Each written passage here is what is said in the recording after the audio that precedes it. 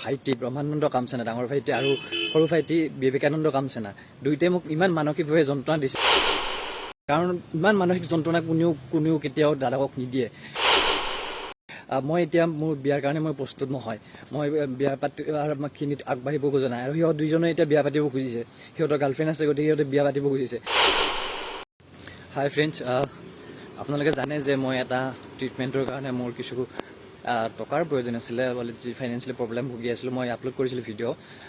কথাটো হ'ল কি, মই মোৰ গাৰ্জেনে আজি কিছু মোৰ ট্ৰিটমেণ্টৰ সহায়ৰ কাৰণে মোক ডেফিনেটলি দিলে, কিন্তু তাৰপিছত মোৰ ভাইটি ব্ৰহ্মানন্দ কামচেনা, ডাঙৰ ভাইটি আৰু সৰু ভাইটি বিবেকানন্দ কামচেনা দুইটাই মোক ইমান মানসিকভাৱে যন্ত্ৰণা দিছে।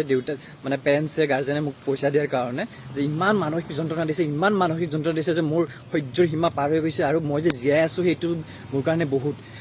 কাৰণ ইমান মানসিক যন্ত্ৰণা কোনেও কেতিয়াও দাদাকক নিদিয়ে।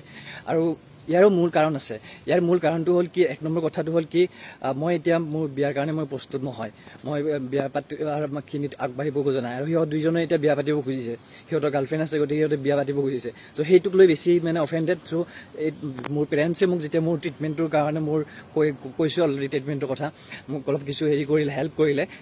মোৰ ভাইটি, দুইটা ভাইটিয়ে ব্ৰহ্মানন্দ কামচেনা আৰু বিবেকানন্দ কামচেনা, তাৰপিছত মোক ইমান হেৰেছমেণ্ট কৰিলে, আজি ফোন কৰি ইমান হেৰেছমেণ্ট কৰিলে যে মই নিজে মই ভাষা নাই মই ক'বলৈ। মোৰ সহ্যৰ সীমাৰ বাহিৰত হৈ গৈছে, সহ্যৰ সীমা পাৰ হৈ গৈছে।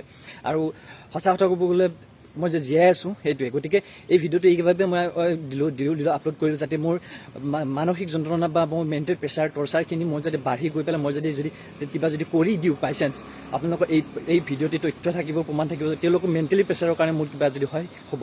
মোৰ ভাইটি, ডাঙৰ ভাইটি ব্ৰহ্মানন্দ কামচেনা, সৰু ভাইটি বিবেকানন্দ কামচেনা, যিয়ে মোৰ পেৰেণ্টছে মোক ট্ৰিটমেণ্টৰ কাৰণে পইচা দিয়াৰ কাৰণে মোক যি টি মানসিকভাৱে আঘাত দিছে। মনত ৰাখিব। ধন্যবাদ।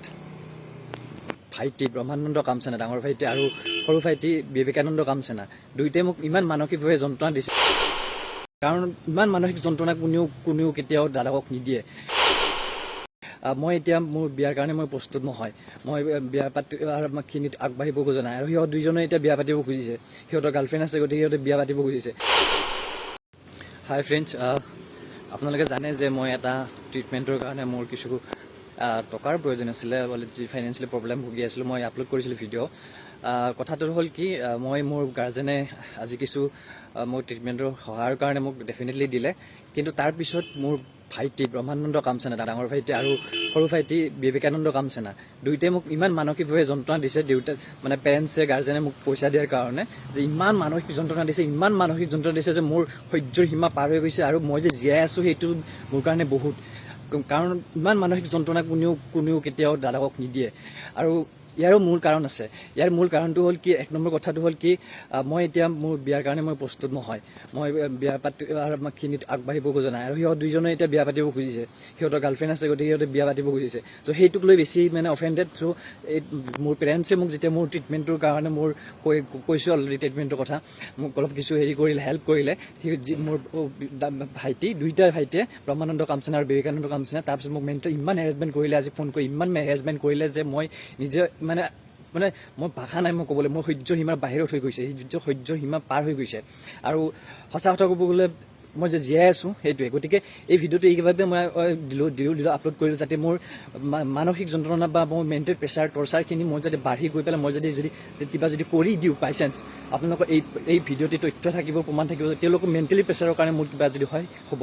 মোৰ ভাইটি, ডাঙৰ ভাইটি ব্ৰহ্মানন্দ কামচেনা, সৰু ভাইটি বিবেকানন্দ কামচেনা, যিয়ে মোৰ পেৰেণ্টছে মোক ট্ৰিটমেণ্টৰ কাৰণে পইচা দিয়াৰ কাৰণে মোক যি টি মানসিকভাৱে আঘাত দিছে। মনত ৰাখিব। ধন্যবাদ।